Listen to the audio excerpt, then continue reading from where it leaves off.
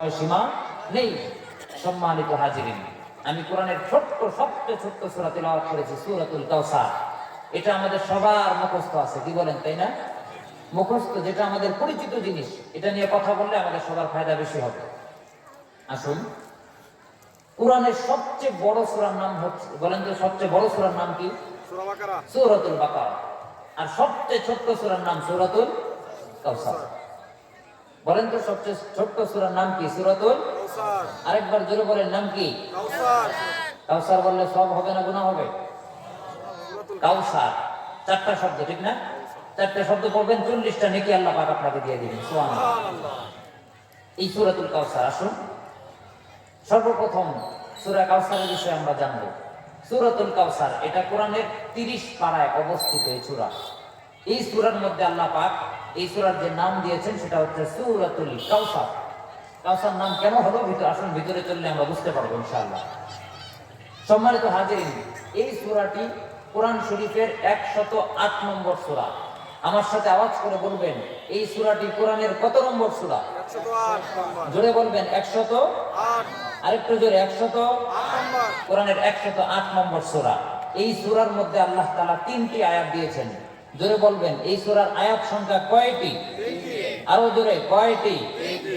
সূরাতুল কাউসারের আয়াত সংখ্যা 3টি। এবার আসুন, এই সূরাটায় আল্লাহ পাক এবার আসুন, এই সূরা বিষয়বস্তু কি? ইতিপূর্বে যে সূরার আলোচনা আপনারা শুনলেন, সূরাতুল ইখলাস, বিষয়বস্তু ছিল শানে ইলাহি, আল্লাহ পাকের শান, মান, মর্যাদা। এই সূরা নাযিল হয়েছে রাসূলকে কেন্দ্র করে। এখানে রাসূলের শান, মান, মর্যাদা বর্ণনা করা হয়েছে। এজন্য এই সূরাকে বলা হয় শানে ইলাহি, শানে রাসূল। এই সূরাটা হচ্ছে শানে রাসূল। রাসূলের শান, মান, মর্যাদা বর্ণনা করেছেন আল্লাহ পাক এই সূরার মধ্যে। এবার আসুন, সূরার শুরুতেই এই সূরাটা যখন নাযিল হয়েছে, আল্লাহ পাক প্রত্যেকটা সূরা বা প্রত্যেকটা আয়াত 3টা ধাপে আল্লাহ পাক পৃথিবীতে প্রেরণ করেছেন, নাযিল করেছেন। এবং প্রত্যেকটা সূরা বা প্রত্যেকটা খণ্ডিত আয়াত আল্লাহ পাক কোনো না কোনো প্রেক্ষাপটকে কেন্দ্র করে অথবা কোনো একটা সময় বা কোনো একটা বিষয়কে কেন্দ্র করে আল্লাহ পাক নাযিল করেছেন। এটাকে বলা হয় শানে বুরুদ বা শানে নুজুল।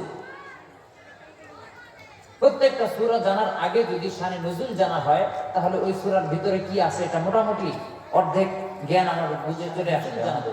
এরপরে সরাসরি কোরআনের ভিতরে আমরা প্রবেশ করবো, এই সূরার ভিতরে। রাজি আছেন তো ইনশাআল্লাহ? সম্মানিত হাজিরিন, আমরা সবাই জানি আল্লাহর হাবিব সাল্লাল্লাহু আলাইহি ওয়াসাল্লাম পৃথিবীতে আসার পরে, ওনার জন্মের আগেই ওনার বাবা দুনিয়া থেকে বিদায় হয়ে গেছে। আল্লাহ রাসূল পৃথিবীতে আসার পরে, উনি বুঝমান হওয়ার আগেই ওনার আম্মা জান পৃথিবীর থেকে ইন্তেকাল করেছেন। আল্লাহ রাসূলের বাবাও নাই, মাও নাই, এতিম হয়ে গেলেন। ওনার একমাত্র অভিভাবক ছিলেন ওনার চাচা। রাসূল আকরাম সাল্লাল্লাহু আলাইহি ওয়াসাল্লাম দীর্ঘ সময় ওনার চাচার ছায়াতলে ছিলেন। একটা সময় এমন হলো, ওনার চাচাও দুনিয়া থেকে বিদায় হয়ে গেল। রাসূলের একজন স্ত্রী ছিল, আম্মা জান খাদিজাতুল কুবরা। উনিও একটা সময় রাসূলকে সার্বিকভাবে উনি সাপোর্ট করতেন, সহযোগিতা করতেন। উনিও একটা ছায়া ছিল আমাদের রাসূলের জন্য। একটা সময় উনিও দুনিয়া থেকে বিদায় হয়ে সাল্লাম। বলুন তো, একজনের বাবা মা না থাকলেই তো মানুষ পেরেশানের শেষ নাই, কি বলেন? চিন্তার কোনো শেষ থাকে না, কষ্ট, বেদনা, এতিম। সেখানে রাসূলের বাবাও নাই, মাও নাই, চাচাও নাই, একমাত্র স্ত্রী যিনি ছিলেন সহযোগী, উনিও নাই। রাসূল একটা সময় একেবারে ব্যথায় ব্যথিত হয়ে গেলেন, কাতর হয়ে গেলেন। যেই সূরাটা নাযিল হয়েছে এটা মাক্কি জীবনের ঘটনা। প্রত্যেকটা সূরাই আল্লাহ পাক হয়তোবা মক্কায় নাযিল করেছেন বা মদিনায় নাযিল করেছেন। মক্কায় নাযিল হলে এটা হচ্ছে মাক্কি, আর মদিনায় নাযিল হলে এটা মাদানী। যে সূরাটা তেলাওয়াত করেছি এই সূরাটা হচ্ছে মাক্কি। জোরে বলবেন, এই সূরাটি মাক্কি না মাদানী? একটু জোরে বলবেন, মাক্কি না মাদানী? মক্কায় অবতীর্ণ হয়েছে, এই সূরাটি নাযিল হয়েছে। আল্লাহর হাবিব সাল্লাল্লাহু আলাইহি ওয়াসাল্লাম যখন খুব কষ্ট, এমনিতেই ভিতর থেকে কষ্ট পাচ্ছেন, ব্যথিত হয়ে যাচ্ছেন, এমতো অবস্থায় মক্কার একটা কাফের ছিল, একজন সন্ত্রাস, ইসলাম বিদ্বেষী, মুসলিম বিদ্বেষী, আস ইবনে ওয়াইল। এই সন্ত্রাস, এই দুশমনে রাসূল সব সময় ইসলামের ক্ষতি করতে চাইতো, রাসূলের ক্ষতি করতে চাইতো। তো আল্লাহর হাবিব সাল্লাল্লাহু আলাইহি ওয়াসাল্লামকে আল্লাহ পাক ফুটফুটে কয়েকজন সন্তান দান করেছিলেন। এবার আমার সাথে একটু আওয়াজ করে বলবেন, বলুন তো সন্তান দেওয়ার মালিক কে? আল্লাহ পাক কাউকে ছেলে দেয়, কাউকে মেয়ে দেয়, কাউকে ছেলেও দেয় না, মেয়েও দেয় না, আবার কাউকে ছেলেও দেয়, মেয়েও দেয়। বলেন তো এই যে এই সবগুলো ঘটনা কে ঘটায়? আল্লাহ। একটু জোরে আওয়াজ করে বলবেন, কে ঘটায়? আল্লাহ। আল্লাহ। সুতরাং আল্লাহর নামটা আসতে নয়, শরীরে সবটুকুন শক্তি একত্রিত করে আকাশের দিকে তাকান, সবটুকুন শক্তি একত্রিত করে এবার চিৎকার দিয়ে বলবেন আল্লাহ। সম্মানিত হাজিরিন, আল্লাহ পাক রাসূলকে কয়েকজন সন্তান দান করেছিলেন। কিতাবে এসেছে কোন বর্ণনায় 3 জন, কোন বর্ণনায় 4 জন। তাহের, তাইয়্যিব, আব্দুল্লাহ, এগুলো রাসূলের সন্তানদের নাম। ইব্রাহিম। একে একে রাসূলের ছেলেগুলোকে আল্লাহ পাক দুনিয়া থেকে উঠিয়ে নিয়ে গেলেন। সর্বশেষ দেখতে রাসূলের মতো ফুটফুটে চেহারা, খুবই সুন্দর, আল্লাহর হাবিব সবচেয়ে দুর্বল হয়ে গেলেন এই বাচ্চার প্রতি, রাসূলের সন্তান ইব্রাহিম। আল্লাহ পাক বিশেষ কারণে রাসূলের এই সন্তানটাকে দুনিয়া থেকে বিদায় নিয়ে গেলেন। রাসূলের কোন ছেলে সন্তান পৃথিবীতে রইল না। এই আস ইবনে ওয়াইল, ইসলাম বিদ্বেষী এই লোকটি যখনই রাসূলের সন্তান ইব্রাহিমের ইন্তেকালের সংবাদ শুনেছে, সাথে সাথে মক্কা অলিতে গলিতে ঢুকে এই লোকটা শুধু বলে বলে বেড়াচ্ছিল, আর কোনো টেনশন নাই, আর কোনো চিন্তা নাই, আর কোনো পেরেশানি নাই, আর কোনো চিন্তা নাই, চিন্তা করো না, চিন্তার কোনো কারণ নাই। আস ইবনে ওয়াইল গোটা মক্কার অলিতে গলিতে ঘুরতেছিল আর বলতেছিল, ও মক্কাবাসীরা, তোমাদের কোনো টেনশন নাই, তোমাদের আর কোনো চিন্তার কারণ নাই। কারণ আল্লাহ পাক মুহাম্মদকে যেই সন্তানগুলি দুনিয়াতে পাঠিয়েছিল, প্রত্যেকটা সন্তান দুনিয়া থেকে আবার বিদায় নিয়ে গেছে। এখন মুহাম্মদের আর কোনো সন্তান বাকি নাই, তার কোনো ছেলে সন্তান পৃথিবীর মধ্যে বাকি নাই। সুতরাং মুহাম্মদের বংশ পরবর্তীতে বংশ বৃদ্ধির জন্য কোনো ব্যবস্থা আল্লাহ পাক পৃথিবীতে রাখেন নাই। মুহাম্মদের বংশ থেকে আর কোনো বংশ পরিক্রমা সামনের দিকে চলবে না। মুহাম্মদের বংশটা এখানেই থেমে যাবে। মুহাম্মদের ইসলাম এই জায়গায় স্তব্ধ হয়ে যাবে। মুহাম্মদের কোরআনের আওয়াজ এই জায়গায় বন্ধ হয়ে যাবে। মুহাম্মদের দ্বীন আর সামনে চলতে পারবে না, সামনে যাইতে পারবে না। তোমাদের কোনো টেনশন নাই, কোনো কারণ নাই। মুহাম্মদ হলো লেস কাটা, মুহাম্মদ হলো আবতার, নির্বংশ। বলেন তো, হাত পুরা বলি অনেকে, ঠিক না? লেস কাটা বললে ওরা ওদের ভাষায় আবতার, মানে যার সন্তান নাই, আমরা হাত পুরা বলি। রাসূলকে সে বলতেছিল আবতার, তোমাদের কোনো টেনশন নাই, কোনো চিন্তার কোনো কারণ নাই। মুহাম্মাদের বংশ আর সামনে বাড়বে না, মুহাম্মাদের ইসলাম আর দুনিয়ার মধ্যে থাকবে না। কারণ মুহাম্মাদের বংশ পরিচালনা করার জন্য তার কোনো সন্তান দুনিয়ার মধ্যে নাই। সুতরাং মুহাম্মদ হলো লেস কাটা, মুহাম্মদ হলো নির্বংশ, মুহাম্মদ হলো আত্মরা। একটু জোরে জোরে কর নাউজুবিল্লাহ। কত বড় বেয়াদব! আল্লাহ রাসূলকে লেজ কাটা বলে গালি দিয়েছে, আত্মরা বলে গালি দিয়েছে। কিন্তু আল্লাহ পাক রাসূলকে গালি দেওয়ার এই কথা আল্লাহ পাক সহ্য করতে পারেন নাই। যখন এভাবে রাসূলের নামে বিভিন্ন জায়গায় কটাক্ষ করছিল, গালি দিচ্ছিল, এই সূরা শানে নুজুল হলো, এক সাহাবী আছে আনাস ইবনে মালিক রাদিয়াল্লাহু তাআলা আনহু, উনি ছিলেন আল্লাহর হাবিবের খাদেম। আনাস ইবনে মালিক রাদিয়াল্লাহু তাআলা আনহু বলেন, একবার আমি রাসূল সাল্লাল্লাহু আলাইহি ওয়াসাল্লামের দিকে তাকিয়ে আছি। রাসূল এই কথাগুলো শোনার পরে ওনার চোখ দিয়ে পানি পড়ছিল, কান্না করছিলেন। হঠাৎ তাকিয়ে দেখলাম রাসূলের ভিতরে ঘুম ঘুম একটা ভাব, রাসূল ঘুমাচ্ছেন, তন্দ্রাচ্ছন্ন ভাব। কিছুক্ষণ পরে আমি তাকিয়ে দেখলাম আল্লাহ রাসূল মুচকি একটু হাসতেছেন। বলেন রাসূল কিভাবে হেসেছে? মুচকি হাসে। জিজ্ঞেস করলাম, ইয়া রাসূলুল্লাহ, ইয়া হাবিবাল্লাহ, আপনাকে কিছুক্ষণ আগেই দেখলাম আপনি কান্না করতেছিলেন, চোখ দুটো লাল লাল হয়ে গিয়েছিল। কিন্তু হঠাৎ করে কেন আবার আপনি মুস্কি হাসলেন? কারণটা জানতে চাই। আল্লাহর হাবিব ডাক দিয়া বলেন, ও সাহাবী, তুমি তো জানো না কি ঘটনা ঘটেছে ইতোমধ্যে। আস ইবনে ওয়াইল গোটা মক্কার অলিতে গলিতে ঘুরে ঘুরে আমার নামে কটূক্তি করতেছে, আমাকে লেজ কাটা বলে গালি দেয়, আমাকে নির্বংশ বলে গালি দেয়। আমি মুহাম্মদ বড় টেনশনে পড়ে গেলাম, বড় চিন্তিত হয়ে গেলাম, কষ্ট পেয়ে গেলাম। কিন্তু আল্লাহ ডাক দিয়া বলে, জিবরাইল তাড়াতাড়ি যা, তাড়াতাড়ি যা, আমার নবী মুহাম্মদ বড় চিন্তিত হয়ে গেছে, বড় কষ্ট পেয়ে গেছে, আমার নবীর চোখ দিয়ে পানি পড়া আরম্ভ করেছে। আর দেরি করিস না, আর দেরি করিস না, তাড়াতাড়ি আমার নবীর কাছে নিয়ে যা। ইন্না আ'তাইনাকাল কাউসার ফাসাল্লি লিরাব্বিকা ওয়ানহার ইন্না শানিআকা হুয়াল আবতার। চিৎকার দিয়ে বলেন আল্লাহু আকবার। আল্লাহ পাক রব্বুল আলামিন নিজেই কাউন্টার দিলেন আল্লাহর হাবিবকে। যারা গালি দেয়, যারা নির্বংশ বলে, যারা লেজ কাটা বলে, যারা আত্মরা বলে গালি দেয়, আল্লাহ পাক নিজেই কাউন্টার দিয়ে দিলেন, ও জিবরাইল তাড়াতাড়ি নিয়ে যাও, আমার বন্ধুর কাছে আমি সান্ত্বনার বাণী শোনাতে চাই, আমার বন্ধুকে আমি সান্ত্বনা দিতে চাই, আমার বন্ধুর কষ্ট আমি দূর করতে চাই, তাড়াতাড়ি আমার বন্ধুর কাছে নিয়ে যাও সূরাতুল কাউসার। আল্লাহর হাবিব ডাক দিয়া বলেন, হে আনাস ইবনে মালিক, তুমি তো জানো না কিছুক্ষণ পূর্বে আমার সাথে কি ঘটনাটা ঘটে গেল।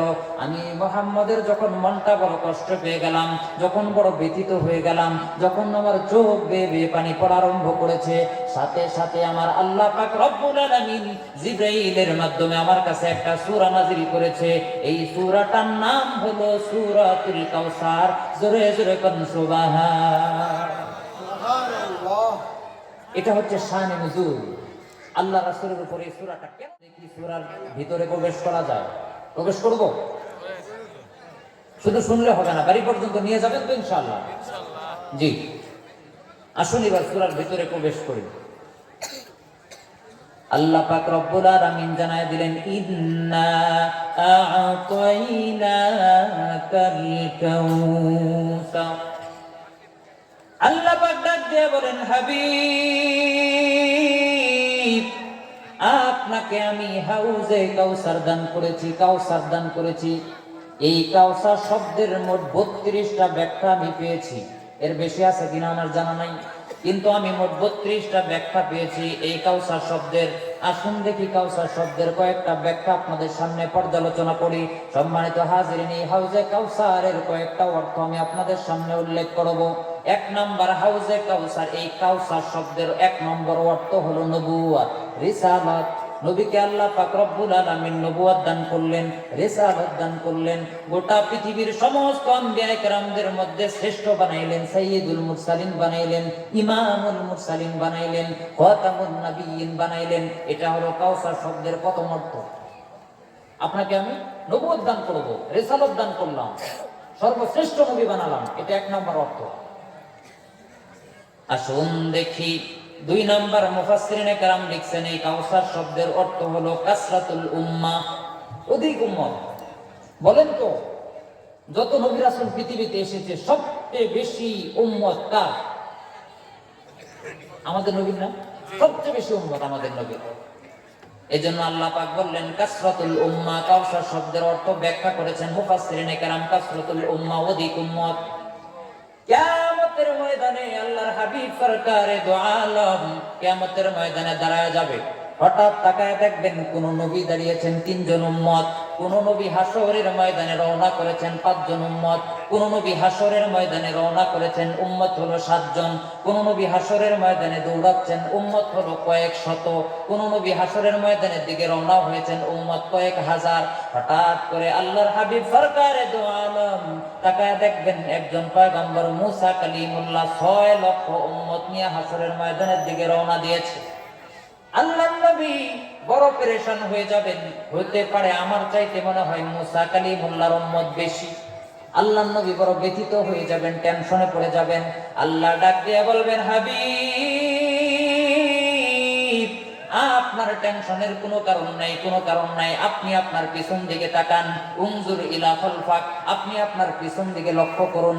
আল্লাহর হাবিব তাকায় দেখবেন লক্ষ লক্ষ কোটি কোটি মানুষের মাথা দেখা যায়। আল্লাহ ডাক দিয়া বলবেন, হাবিব আপনার সামনের দিকে লক্ষ্য করুন। নবীজি সামনে তাকাবেন, দেখবেন লক্ষ লক্ষ কোটি কোটি মানুষের মাথা দেখা যায়। আল্লাহ ডাক দিয়া বলবেন, হাবিব গো আপনি আপনার ডান দিকে লক্ষ্য করুন। নবীজি ডান দিকে লক্ষ্য করবেন, তাকায় দেখবেন লক্ষ লক্ষ কোটি কোটি মানুষের মাথা দেখা যায়। আল্লাহ ডাক দিয়া বলবেন, আপনার বাম দিকে আপনি লক্ষ্য করুন। আল্লাহ নবী বাম দিকে লক্ষ্য করে দেখবেন লক্ষ লক্ষ কোটি কোটি মানুষের মাথা দেখা যায়। হঠাৎ করে আল্লাহ ডাক দিয়া বলবেন, হাবিব আপনি বড় পেরেশানি হয়ে গেছেন মুসা কালিমুল্লাহর 6 লক্ষ উম্মত দেখার পরে। ওগো পয়গম্বর আপনি তো জানেন না, আপনি তো জানেন না আপনার সামনে পিছনে ডানে বামে এই যে লক্ষ লক্ষ কোটি কোটি উম্মতের মাথা দেখা যায় গো পয়গম্বর, এরা সবগুলো আপনি নবীর উম্মত। আরেকবার জোরে বলা যায় কি সুবহানাল্লাহ? এবার বলুন দেখি সবচাইতে বেশি উম্মত হবে কার? আমাদের নবী, ঠিক না? সবচেয়ে বেশি উম্মত হবে আমাদের নবী। এজন্য আল্লাহর হাবিব বললেন, তাজাওয়াজুল ওয়াদুদাল ওয়ালুদ ফাইন্নী মুকাফিরুম বিকুমুল উমামা ইয়াউমাল কিয়ামা। এমন মেয়েকে বিবাহ করো যার বাচ্চা সন্তান বেশি হয়, এমন দেখে বিয়ে করো। কারণ কিয়ামতের দিন আমি আমার উম্মত বেশি হওয়ার কারণে, আধিক্যের কারণে আমি আমার উম্মত নিয়ে গর্ব করব। সুবহানাল্লাহ। তাহলে 2 নম্বর অর্থ হলো কাসরাতুল উম্মাহ। এই কাউসার শব্দের ব্যাখ্যায় মুফাসসিরিনে কেরাম লিখছে, আল্লাহ পাক আল্লাহর হাবিবকে অধিক হারে উম্মত দিবেন, সমস্ত নবীদের চেয়ে সবচেয়ে বেশি। এখন কাউসার দিয়ে এটাকে কিভাবে বুঝবেন? সামনের আলোচনায় ঢুকলে বুঝতে পারবেন ইনশাআল্লাহ।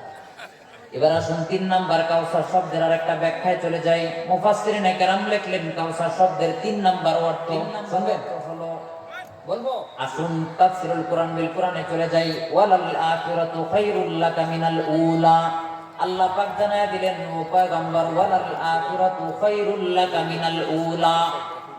আল্লাহ পাক ডাক দিয়ে বলেন, হাবিব আপনাকে পৃথিবীর মধ্যে আমি অসংখ্য নিয়ামত দান করেছি। ওগো পয়গম্বর এই গোটা পৃথিবীর মধ্যে আপনি যা কিছু দেখতেছেন, যত নিয়ামত দেখতেছেন, যত নিয়ামত দেখতেছেন গো নবী, আমি এই দুনিয়ার মধ্যে যা কিছু দিয়েছি এটা আমি আল্লাহর কাছে সামান্য পরিমাণ কোনো মূল্য নাই। 1 ফোঁটা পানির সম পরিমাণ মূল্য আমি আল্লাহর কাছে নাই। বরঞ্চ কিয়ামতের দিন আমি আল্লাহ আপনার জন্য যা রাখছি, ওয়ালাল আখিরাতু খায়রুল লাকা মিনাল উলা। ওগো পয়গম্বর এই পৃথিবীর মধ্যে সামান্যতম নাজ নিয়ামত আপনাদেরকে আমি দান করেছি গো মালিক।